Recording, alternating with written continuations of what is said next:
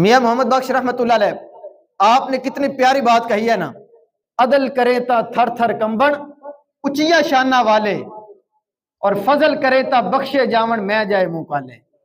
یعنی اللہ تبارک و تعالی اگر عدل فرمائے، اگر گناہوں پر پکڑ فرما لے تو بڑے بڑے نیک اعمال کرنے والے بھی تھر تھر کانپتے ہیں، لیکن اگر وہ اپنی رحمت سے بندوں کو بخش دے تو فرمایا میرے جیسے ہزاروں گناہگار بھی تیری رحمت سے بخشے جائیں گے۔ یہ ہے خوف اور امید کے درمیان زندگی گزارنا، کہ اس کی رحمت سے امید بھی ہو اور اس کے عذاب سے خوف بھی ہو۔ اب بلعام بن باورا کتنا بڑا عالم تھا، لیکن اللہ تبارک و تعالیٰ کی خفیہ تدبیر سے وہ بے خوف تھا۔ اس نے سمجھا میں تو بخشا بخشایا ہوں، میری تو اتنی نیکیاں ہیں، میرے پاس تو گناہ ہے ہی نہیں، تو میں نے تو جنت میں ہی جانا ہے۔ ہمارا بھی یہ ذہن بن جاتا ہے نا، میں تو 5 نمازیں پڑھتا ہوں، میں روزے بھی رکھتا ہوں، میں قرآن پاک کی تلاوت بھی کرتا ہوں، میں سارے حقوق ادا کرتا ہوں، تو میں نے تو جنت میں ہی جانا ہے۔ تو اس کا انجام کیا ہوا؟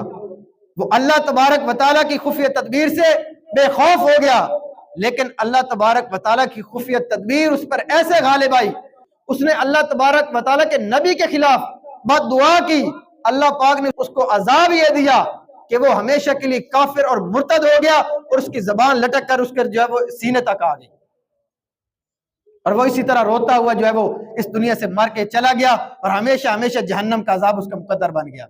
اب علماء نے کیا لکھا ہے؟ اصحاب کہف کا کتا بلعام بن باورا کی شکل میں جنت میں جائے گا، اور بلعام بن باورا اس کتے کی شکل میں جہنم کے اندر داخل کیا جائے گا۔ یہ ہے اللہ پاک کی خفیہ تدبیر سے بے خوف ہونے کا نتیجہ۔ ہمیشہ اللہ پاک کی خفیہ تدبیر سے ہمیں ڈرتے رہنا چاہیے۔ نہ جانے میرے بارے میں کیا فیصلہ ہوگا، نہ جانے میرا خاتمہ کیسے ہوگا، پتہ نہیں مجھے مرتے وقت کلمہ نصیب ہوگا یا نہیں ہوگا۔ یہ ڈر بندے کے ذہن میں ہونا چاہیے، اور ساتھ اللہ پاک کی بارگاہ میں دعا بھی کرنی چاہیے کہ باری تعالیٰ مرتے وقت ہمارا خاتمہ ایمان پر کرنا، ہمیں دین اسلام پر موت عطا فرمانا۔ زندگی گزارو تو اسلام کے اوپر، مرو تو اسلام کے اوپر۔ جب اس حالت میں دنیا سے جاؤ گے تو اللہ تبارک و تعالیٰ تمہیں جنت کے اندر داخلہ عطا فرمائے گا۔ لیکن ہمیں تو پتہ نہیں ہے نا ہمارا انجام کیسا ہونا ہے، تو اس کے لیے اللہ پاک کے عذاب سے ڈرنے کی ضرورت ہے، اس کے خوف سے ڈرنے کی ضرورت ہے، اس کی بارگاہ میں اپنے اچھے خاتمے کے لیے دعا کرنی چاہیے۔